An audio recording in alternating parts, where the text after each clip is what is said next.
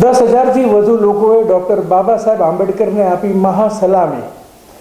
સ્વયં સૈનિક દળ SST દ્વારા પોરબંદરમાં શિસ્તબદ્ધ મહારેલી, મહાસભા અને મહાસલામી। બંધારણ શિલ્પી ડૉક્ટર બાબા સાહેબ આંબેડકરનો જન્મદિવસ એટલે 14મી એપ્રિલના દિવસે વિશ્વભરમાં ભવ્ય ઉજવણી કરવામાં આવે છે।